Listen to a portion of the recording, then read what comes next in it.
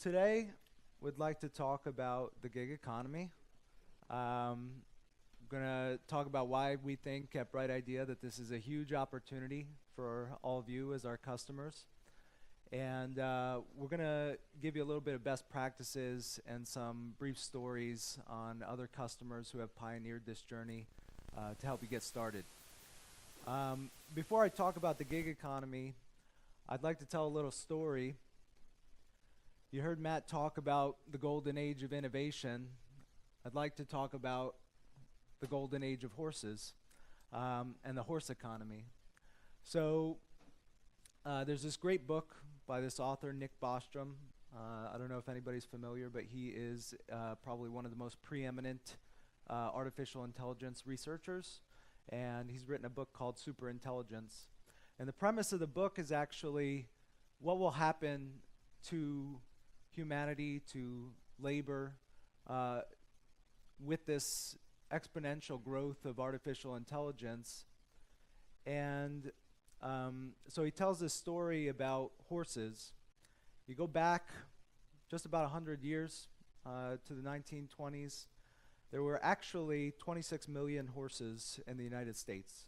This is actually a time when the United States only had about 100 million population, so one horse for every family pretty much.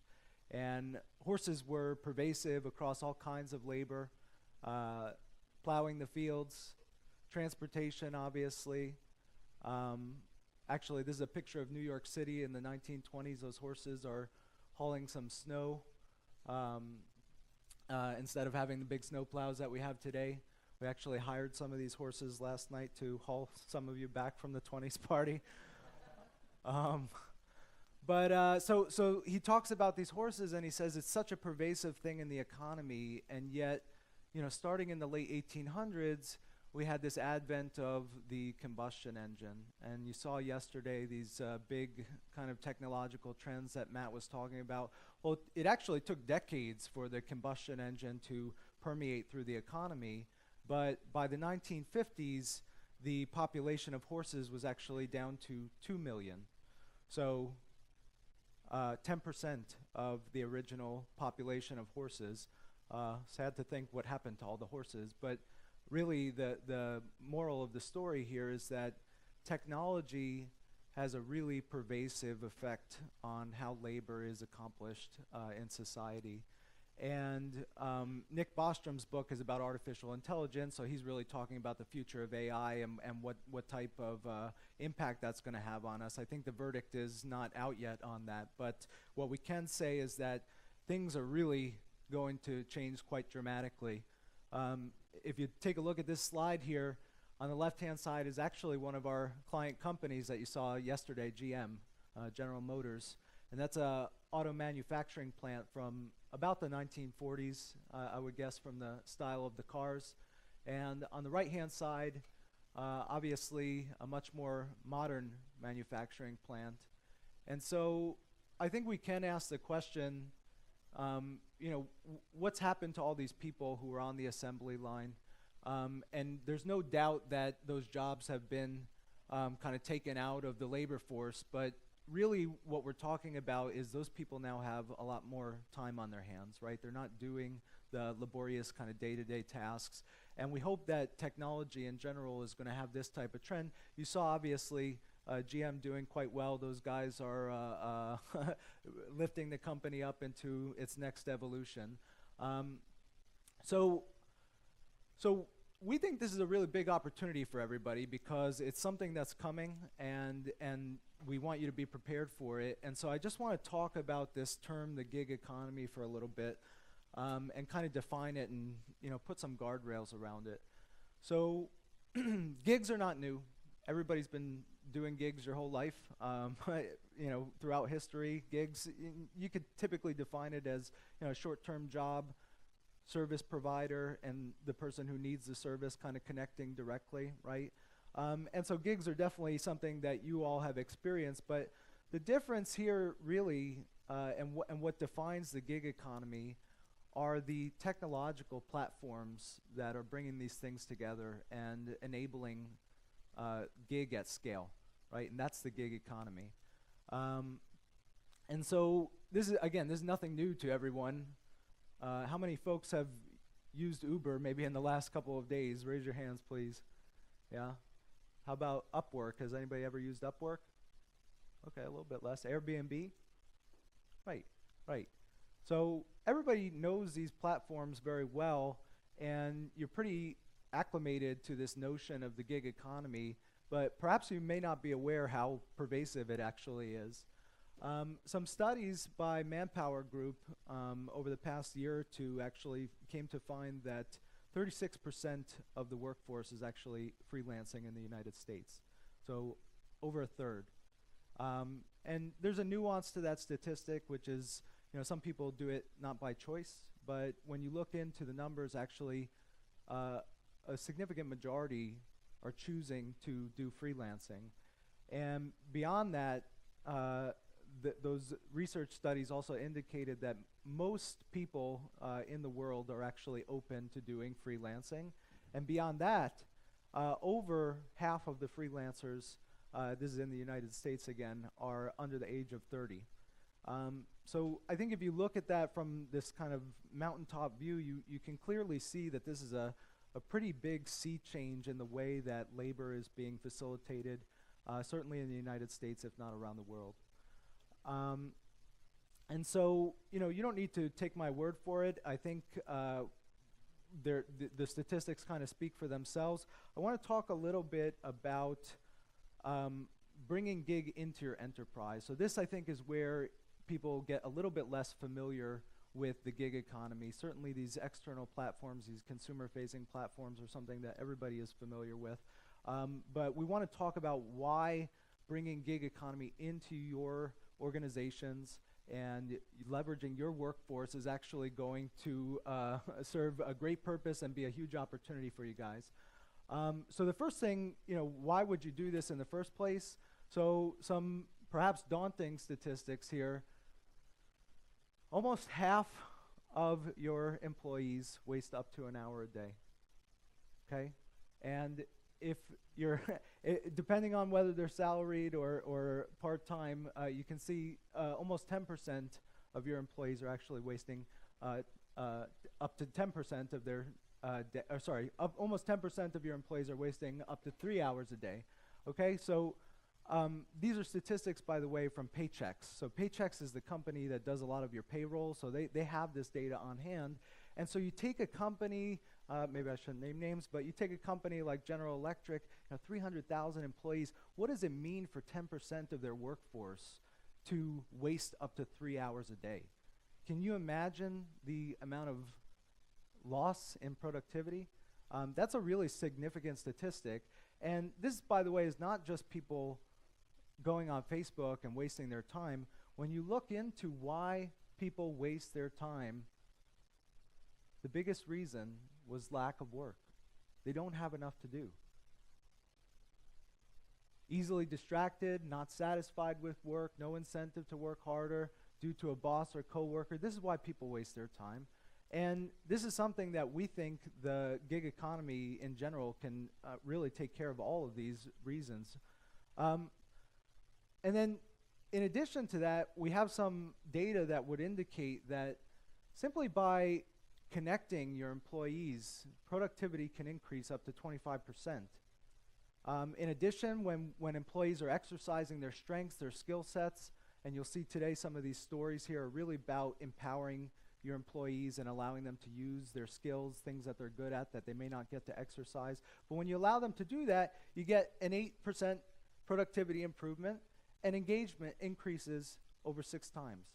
So it's almost as if there's a missing piece of the puzzle that we just need to put in, and gig economy will be well on its way.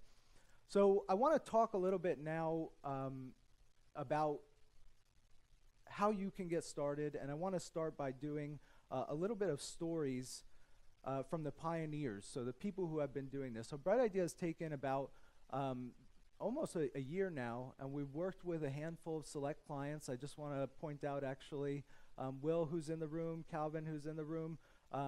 You guys, GM and Nike respectively, you contributed to our research. We really, really appreciate it. And And actually, so let's get started with some of these stories.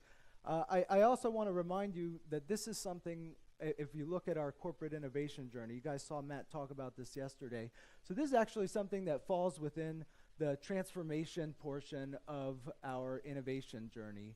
And if you listen carefully yesterday, you know, this is somewhat prescriptive. It's you know, a sequential thing. And that's because the activities that are being done up in this top right quadrant are really difficult and require, you know, a lot of knowledge and expertise. So when we talk about transformation, we're really talking about permeating new technologies inside the company. So you could talk about artificial intelligence transformation. Google Brain is an organization that was set up to permeate artificial intelligence throughout Google. You could refer back to our presentation from Josh Mook last year at General Electric. You might call that additive manufacturing transformation, right? And so now when we're talking about gig, we're really talking about almost like labor transformation throughout the company. So I want to actually tell Calvin's story first. So Calvin works at Nike, and he told me this story about this program that they have called MicroStretch. And so Calvin and Bright Idea hooked up maybe a year or two ago. We were supporting him with kind of more of strategic activities outside of the gig economy. And of course, Nike being a company with thousands and thousands of employees, lots of ideas coming into the Bright Idea system. One of the ideas that came through was about this thing called stretch assignments. So stretch assignments were basically like a 20% time at Google is something that people are probably familiar with. You can do things that are outside of your immediate tasks or mandate so long as you get some kind of approval. And these are things that you work on outside of your day job, right? Well, the idea that came into Bright Idea was actually about the problems with stretch assignments. So for one, stretch assignments were hard to find. You had to go find a guy who knew a guy who had some of these stretch assignments available to you. And so they weren't discoverable. And in addition, people didn't really have a lot of time to work on these stretch assignments. They tended to be pretty meaty projects that were tough to wrangle outside of your day job. And so the idea came in, and Calvin and his team thought to do this program called MicroStretch. And MicroStretch was basically what we're talking about here. It's a form of gig economy inside your company, but Calvin said, let's do this online. Let's put it somewhere digital where it's discoverable. People can post jobs. People can volunteer for those jobs. And let's also play a little bit with this idea of duration of the job, right? Because we're finding that people are maybe complaining about the stretch assignments duration. And so they came up with these smaller assignments, and they put a set of guidelines up for volunteering and for posting jobs. And so MicroStretch was born.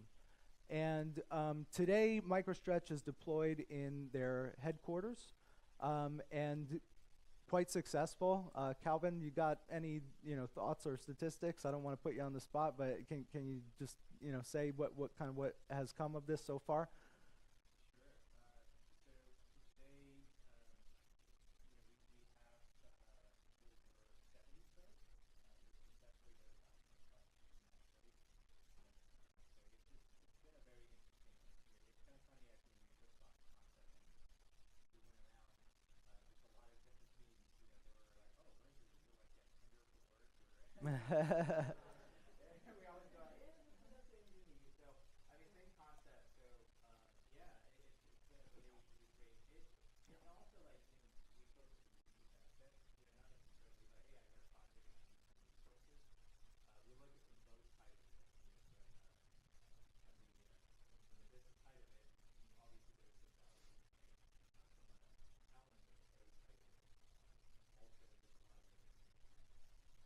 Yep. Yeah, so Calvin's been one of the early pioneers. Thank you for that, Calvin. And so successful so far, and actually going to be expanding in the coming year. Is that correct? Yep.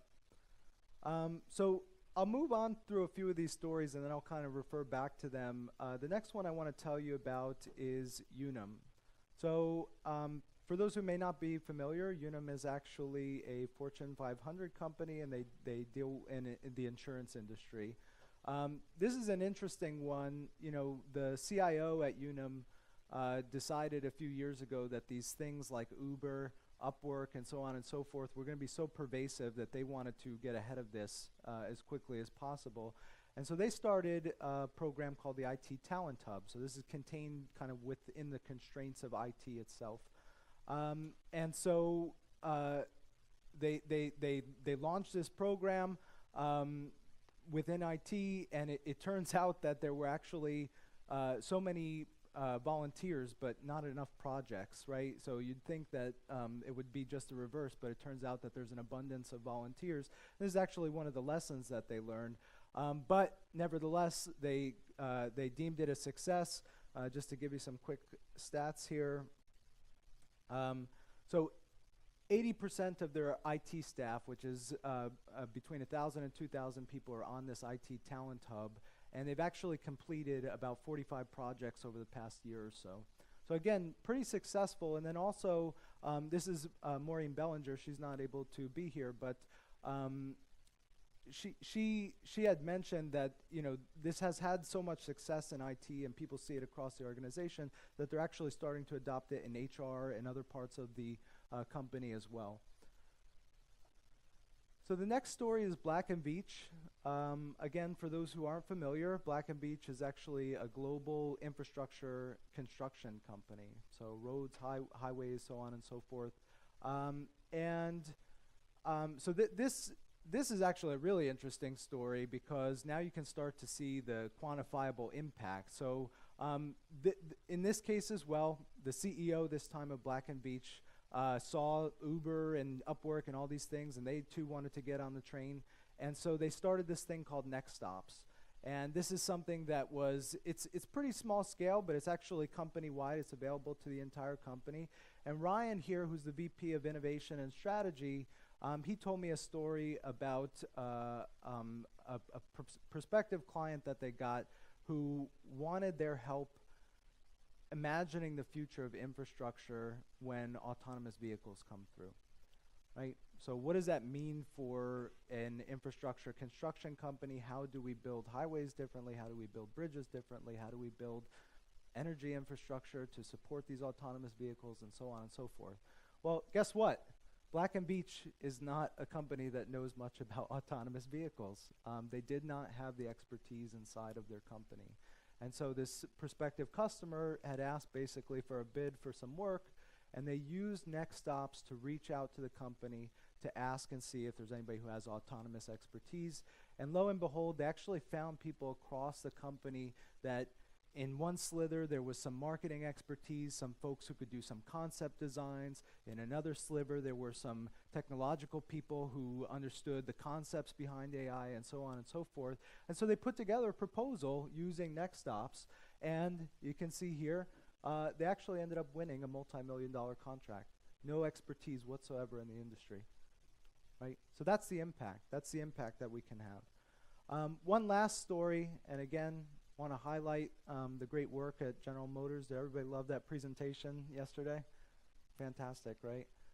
So those guys are doing really exciting things. I actually I requested to work on that project when General Motors came into Bright Idea because I was so excited by the things that they were doing. They really do. I mean, you saw it yesterday. They kind of own innovation across the company to some degree. They have their hands in everything. They only talked about, by the way, a fraction of what they're doing yesterday. So really exciting things moving forward. But I did have a chance to talk with Steven Anderson, who runs this sort of pseudo gig economy inside of General Motors. And so the team that talked yesterday, they have this thing called Studio Y. That's what Bright Idea would refer to as sort of an innovation lab where you're going to do things like prototyping and so on and so forth.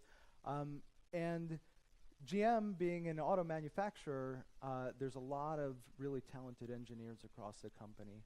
And for a variety of reasons, a lot of these talented engineers have time on their hands, and they're not being utilized as well as the folks at the iHub would like them to be. And so they spun up this sort of gig economy activity called Additive Design Connect. So additive meaning, kind of 3D printing, and the notion was we have a deficiency on either side. So folks who know how to do CAD design may not have the need in front of them. They may not have a reason to engineer CAD design, or they may not have the tools even to print the designs if they do have the need. And then on the other side, those who have the need certainly don't have the expertise all the time. And so they spun up this program called Additive Design Connect. This was on Bright Idea. And they started to solicit for 3D printing projects. So you need a CAD model for X? Sure, we can go and find you the experts. That's another thing that they do really well. They reach across the company and they pull in the resources that they need. They talked about team building, right? That's the type of thing, and I'll talk about in the best practices, where hunting out for the right people, kind of matching up and finding the right skills is essential. But so they told me this story about Design Connect around these things called design aids. And I didn't know what a design aid was up until them sharing this story. But apparently a design aid is actually a small custom tool that's typically used, when you're making a new vehicle, you're prototyping pieces, you may need to measure a component that has never been made before, and so there is no tool to measure it, right? And so what they do with these design aids is they'll outsource manufacturing of them, and they need to work for months to put together the logistics, the paperwork, and so on and so forth to get these things contracted to buy them from their vendors. And so what they were able to do actually is for these design aids, through Additive Design Connect, they say now, today we need something, a measurement tool, let's say, and they were able to bring down the cost of this from literally hundreds of thousands of dollars to on some of these parts down to pennies. And that's the power, obviously, of additive manufacturing, but that's also the power of being able to connect the need with the right skill set at the right time. In addition, I mentioned it takes months to get these parts out the door. They're able to do it now in hours. Right? So in my opinion, very impressive, very successful things going on. They're also starting to expand this concept of gig economy. We did a lot of research with the guys at General Motors. They were one of the top contributors actually to all the research that we did for our gig app that you guys saw yesterday. Right? So how do we get started with this? I hope that you guys are all kind of excited about what you heard here and the stories and the power that this can bring inside of your organization. It's actually quite amazing when you think about it. Reducing costs by 10x and connecting people across the company and so forth. So I want to give you a few quick tips, and I'll refer back to some of those stories and just try to give you a sense of how you can get started. The first thing I want to talk about is detractors. So I'm not going to assume anything about the folks in the room, but certainly within your companies, you're going to have people who will say, not here. We're not going to do this here. It's not going to work. We have a different kind of company, right? That's always the phrase, we're different in some way. But what I actually found is that this type of program in all my research, so I reached out to maybe 10 or 20 customers who have kind of either dived into this already full steam or are interested in getting started. It turns out that friction isn't really there, right? It's not really there. It's something perhaps kind of from the past that people hold on to. But everybody who I talked to were able actually to get these programs out quite quickly, quite effectively, scale them up, and are driving a lot of success. So I think you can do that too. So the first step here is establish alliances. So if you noticed, I didn't kind of call it out directly, but in the Nike slide here, I mentioned that Calvin had told me that his partnerships with HR and IT and just generally across the organization were actually the biggest contributing factor to their success. What I also didn't tell you is that MicroStretch is on Bright Idea, but that's MicroStretch 2.0. The first version of MicroStretch was actually a homegrown version. So Calvin had, as they had this idea, they decided to build it internally. And with their own resources, kind of without the help of others, lo and behold, several months later, they had some learnings, but really the thing kind of fizzled out. And so as they prepared for 2.0, they went out, they formed their alliances, HR obviously a big one, IT obviously a big one, and you unblock yourself.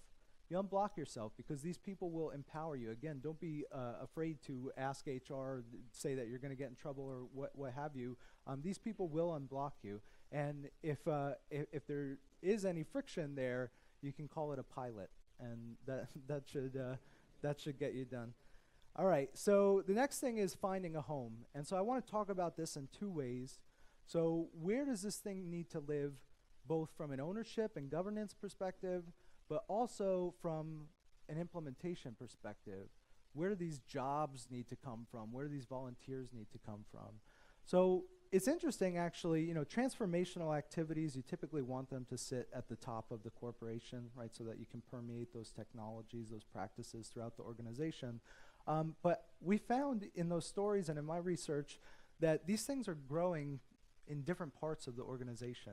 So the first thing that I would say is, if you're just getting started, there's nothing wrong with starting where you're at in your department, in your locale, with your teams that you have adjacent to you. Ultimately, probably these things will be a corporate function. But the other thing is also, where does the implementation need to live? So you may own it out of your department, but where do the jobs need to come from, where do the volunteers need to come from, and so forth. And I would say that, going back to the Unum example, and that was consistent in all my research, a lot more volunteers than there are jobs. Would you guys say, Calvin and Will, would you say that that's the case for you?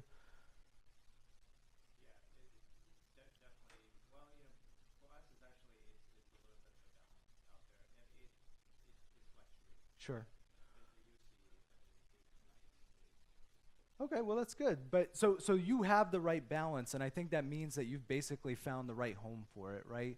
And so, but to the point, if you go back to the Unum example, a lot more volunteers than there are jobs. So I think when we're looking for a home, we want to find where the largest need is. And this, going now back to the General Motors example, I think they did a good job of this as well, because as an engineering company, you have people all across the company who have these great ideas but don't have the skills and don't have the tools to access bringing their ideas to fruition, right? So find a home, find the right place where you can have the jobs that are going to be fulfilled by other people in the company, right? So the other thing is gathering skills. So whether you use the Bright Idea Gig app or not, a really key component is this notion of skills matching, right? Gig economy is a matching problem. You need to find people who have the need, and you need to find people who have the skill set, and you need to put those things together, and this is where the technology platforms come in. But I can't overemphasize how important this is. Interesting story, I'm not going to tell you who told me this, but they started this kind of gig economy technology here, and they went out to their HR team and they said, well, can you tell us, people's skill sets, their functions, and so on and so forth, so that we can do this matching game? And HR said, we don't know what people's skills are. And think about it, a lot of you are pretty tech savvy, right? You've all dealt with kind of like HR directories and stuff like that, the data that you have on your people. How often are skills and expertise, personal interests, so on and so forth, actually stored in these databases? I would say almost never, right?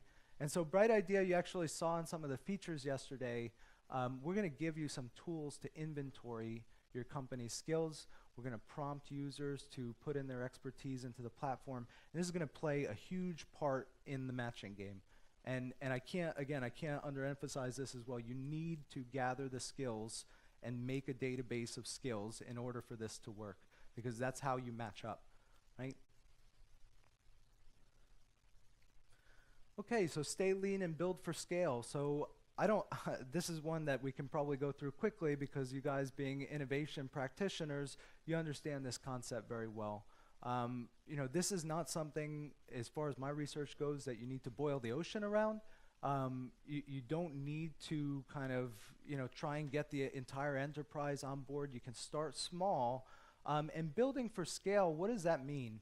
So another interesting insight that I found in my research is that these things can't be managed at scale. You cannot manage a company of 200,000 people posting jobs, volunteering for jobs, and be able to facilitate and coordinate those things from a centralized team. So what you need to do is have a system in place, both technological and procedural, to be able to scale up with very minimal resources.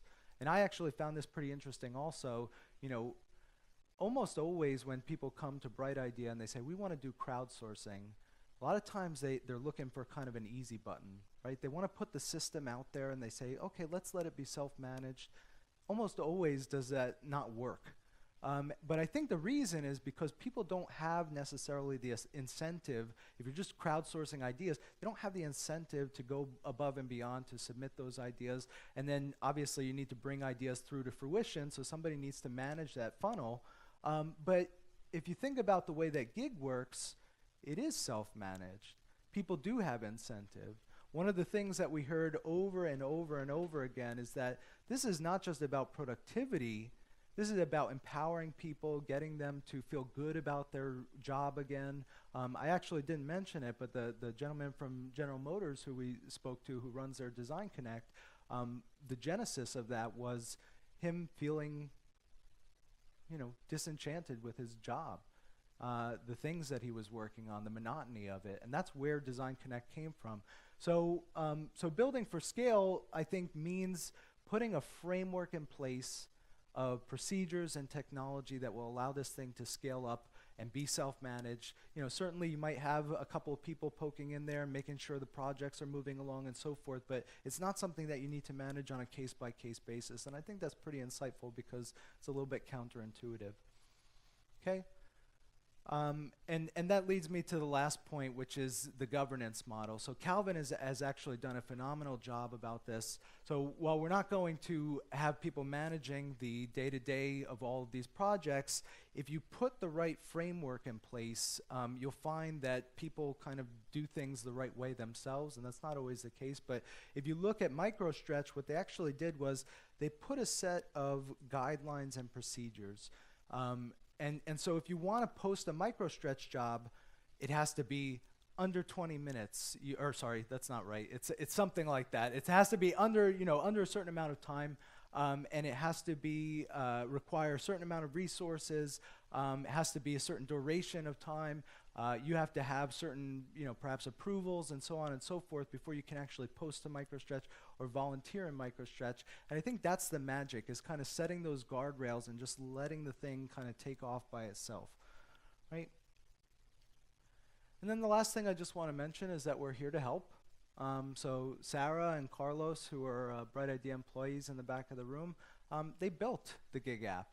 And I consulted for 8 years in innovation management and your customer success managers and so on and so forth. We have an abundance of resources. We don't want you to feel like that you need to do this on your own. And we would look forward to kind of moving forward in this journey with you. If you have any questions whatsoever, we actually, at least from a product standpoint, we have the rocket scientists in the room over there. You're welcome to go after this meeting. And then again, please reach out to your customer success managers. And so I'm going to pause for questions now, but before I do that, I want to set the kind of guidelines for Q&A. So we actually have a couple of mic runners in the back of the room. And just so that everybody can hear your questions, so that we can have it on the recording, we ask that you raise your hand if you have any questions. But this is Gig Economy. We hope we're excited to start with us. Yeah.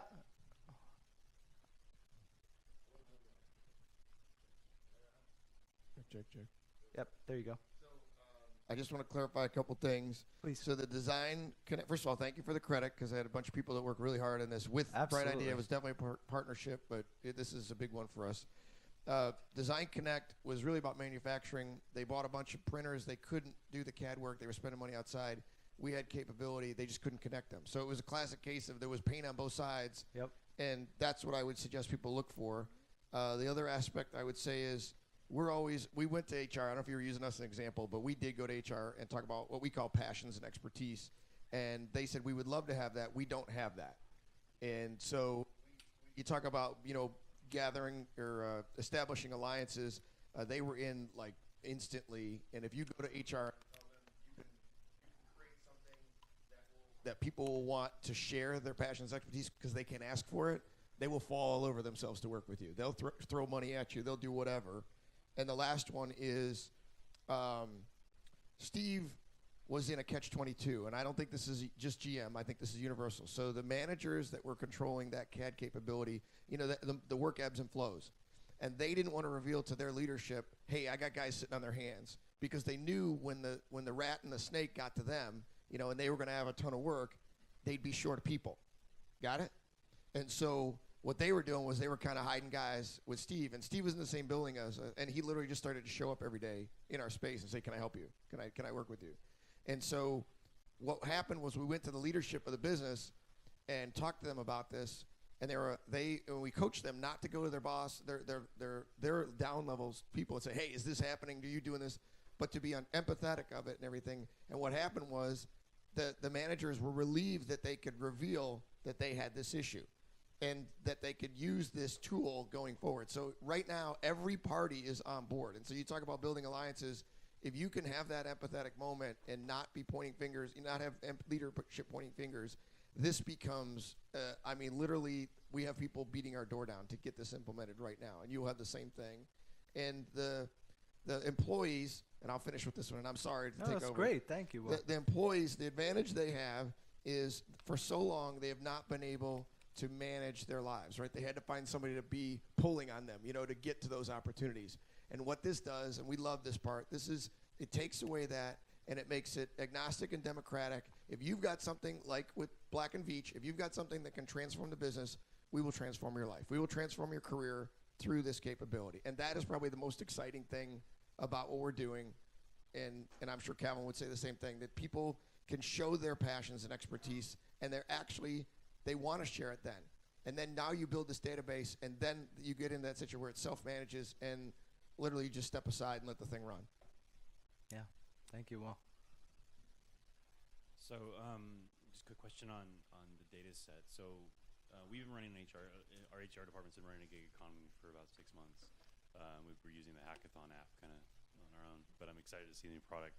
Probably replace it with that. But the our HR department's been really pushing for expertise. You know, we use Workday, like many big corporations.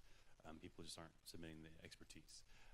And so I'm curious, one, is there an integration with Workday or something like that in the works so that we can have one single truth for the expertise of our employees? And two, the second question is kind of unrelated but similar, is from a skill set in terms of, not skill set, in terms of a project type for a gig, is there any guidance from the groups that are successful with this in terms of what types of projects make great gigs? Sure. So on the first question with regard to the data set, at this point we're going to offer you tools to kind of en masse import attributes about your users in Bright Idea. But we do integrations as well. I was chatting with someone from PwC the first night of Synthesize, and he had brought up the exact same point, and he had said, why don't we pull from LinkedIn?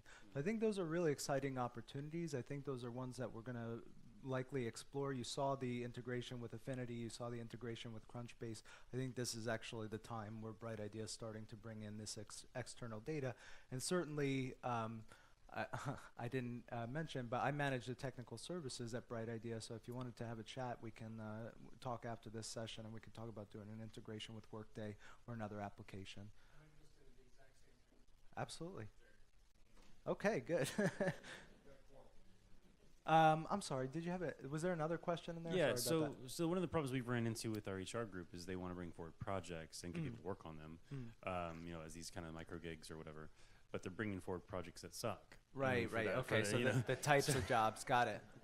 Well, I'll not be the judge about that. But one thing I'll say is, you know, there's depth to skills, right? And that's obvious. But you know, if you're talking about addition and subtraction versus differential calculus, you know, you need somebody who's very deep in a skill set in order to be able to do differential calculus, and they've had to do all the things that preceded that, right? So I think when you're looking for a home for this program, you should really consider where is the biggest need in terms of depth of skill set. So to me, and I don't want to be biased because I know people have a lot of different types of organizations, different proficiencies, and so forth.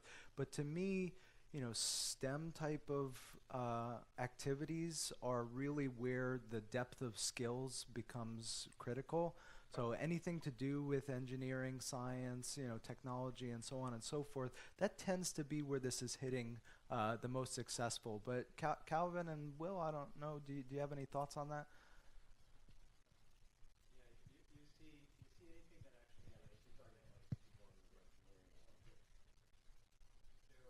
As far as actually the type of projects, yeah, I mean, like, I definitely echo actually what you just said. What you see on the external site, like, TaskRabbits or Odesk and things like that, a lot of it, like, technical, something that has a very, very clear beginning and an end, those works great. But anything that has, like, sort of vague and is going to be sort of like what we call it chronic projects, definitely not a good one. But something that has a clear start and end, and also the visibility, right? Exposure, from a talent standpoint, you creating a site for a senior leadership, obviously that's going to be, something that's going to draw a lot of folks. Yeah. And I would just say what we're focused on is just really clear jobs. I would say like the CAD work is like, hey, create this model, then you're done. Because what the problem we've had with our group in general is we get married to people, and we're very small, right? And so you do a little bit, and they're like, great, now can you do this iteration? It's like, no, that was the job you asked us to do. We did that. And so it has to be super clear up front to be successful with it. So, Yep. Thank you. Go ahead up front. So I think you're good. And then Joey, we Okay. had a question in the back also. So yeah, this is Ryan from Black and Beach with the Next Ops example, and so we've been doing the gig economy. We started as experiment. This is about 2 years ago now. So probably have done about 200 opportunities projects through that. I would say a couple things in terms of skills. Generally, the tasks that we have people post, it ranges. I'll give you an example. So we had one with. I'm sure everybody in this room has something on AI and machine learning. So if you're familiar with AI and machine learning, there's a very rote part of that where you have to train a model. So we had a task that was literally, I had put out, I need people to look at 10,000 images and categorize them as A or B. And I was like, this is the most boring task in the world, right? And you can't believe how many people enthusiastically responded that, oh, I really want to do this. And like, okay. And then on the other end of the spectrum, we needed people with AI and machine learning capabilities, which I would say, like, our platform works really well when you don't have a department that does that, when you're looking for specialized expertise. But we had people who maybe did this in a prior job or in college, and we just had this latent talent that they really wanted to employ in the organization. So, people with really high-level skill in a certain thing that was sort of like a, getting dole in the knife drawer, right? So two ends of the spectrum on the skills. And then in terms of skills, we were concerned about people, how do you identify skill sets? But the way we do it is essentially self-nomination. So I'll put out the task on match these pictures, and like literally anybody in the company can do it, right? And then the machine learning one, it's like, depending on who responds. So we might have like 3 or 4 people respond to that opportunity based upon they actually have availability and they say they have the skill. So it's really, because a lot of these things are not in a normal database of skills or on their LinkedIn profile. Another example is like, we build infrastructure, but for one of our innovation projects, we were looking for landlords. So people, nobody would put that they have a small time, like they own 3 rental properties on their work resume, right? So we had that, and then like 20 people responded in an hour that, hey, yeah, I'm a landlord and I can help you out in a focus group. So I would say, like, I wouldn't worry too much about integration with skill set, well, depending on how you're approaching it. But a lot of the stuff we do is like the skills are not on people's work resume, or they're not in their day-to-day job. Yep. Yes, in the back. Okay. Got it. So I was wondering if people are using external skills to supplement if the internal skills are not available. So are you doing stretch projects and then adding people from Upwork or other places to supplement, because you want to get the work done, especially like the further out stuff, like Ryan, the multi-million-dollar project, if you didn't have the skills internally, would you have gone externally to supplement whoever you found internally? I'm just curious. Yeah, so Carlos, can you bring the mic to Ryan? So we have a separate actual external gig type thing we call our knowledge network for our own independent consultants, and then we will use like platforms like Upwork and the like. But I believe what needs to exist is like an API for tasks that allows things to easily move between these different platforms. So generally, one of the reasons we developed this is because we had a lot of people going outside for like a videographer or who knows what, right? Graphic design, and like there's actually a lot of people in the company that want to do that. So part of our use case was to help lower our outsourcing costs by taking advantage of the slack capacity in the company. Yeah, and I think that's fairly consistent just in terms of that mix of internal and external. I think actually going external is probably the norm. And so now we're trying to supplement some of those needs internally. I have a question in the front here.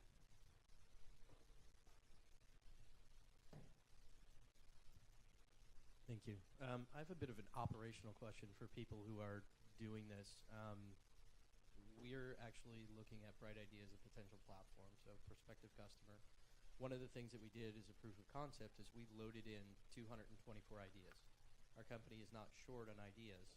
And if I'm attempting to use Gig to tap into the talent to do this, I don't know if your platform allows us, if I'm trying to manage 224 different ideas, and those ideas have subtasks or jobs. I may need a Java developer, I may need a back-end developer, whatever it may be.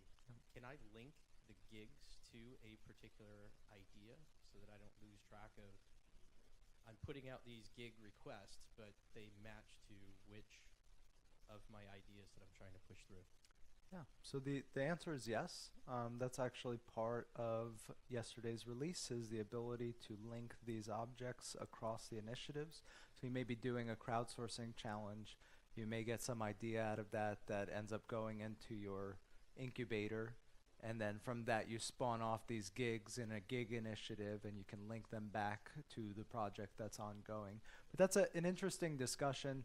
You know, there was actually a lot of debate as to what is the actual object that sits inside of Bright Idea. Is it the overarching project, or is it just like the short-term object, like this mini task, or is it the big project? So I think this linking capability is really the compromise, and it seems to be that folks are trying to make as tight a task as possible, and that's part of the success. You have to, and Will said it, and Calvin has echoed that, you have to really tightly define these projects in order for them to work successfully. So having inside the gig app the kind of small tasks and having those linked up to the larger projects, I think would be the way to go.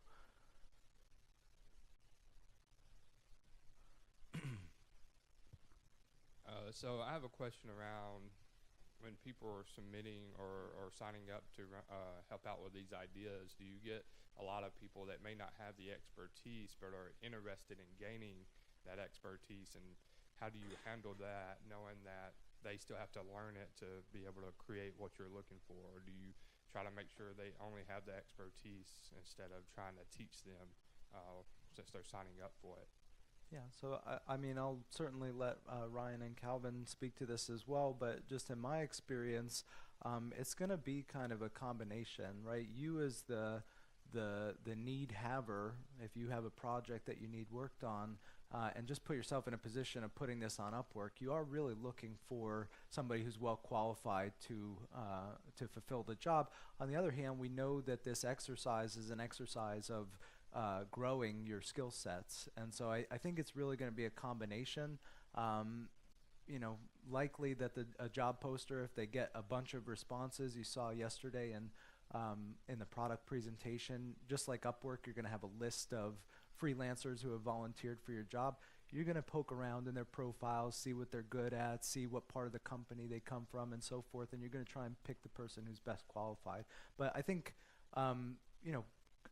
as long as you have a sufficient place to get started here where the need is really there, the rest is going to follow suit. And then as it grows and grows and grows, just like on Upwork, I mean, some of those people, you know, you take a chance on it because they're available, or you know, whatever it is, they don't cost much. Obviously, this is a different situation with the cost aspect. But so does that answer your question? Okay.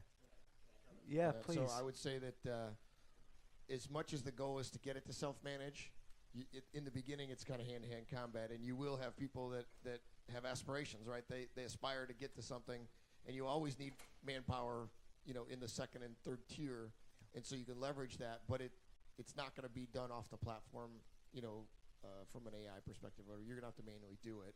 And it also, but this goes back to, like, we talk about being magnetic. This is about giving people the chance to reinvent themselves, right? And so if you have that, it kind of builds on itself, that groundswell buzz. And so the platform is great because it enables it, but you still have to manage it in the beginning to get it. All right, excellent. So thank you, everyone, for joining. I think we're just about out of time here. If you wouldn't mind, we actually have the kind of rating system on the Synthesize app, so please take a look at the app and rate the session if you liked it. Again, appreciate your time, and have fun with the rest of the conference. Thank you.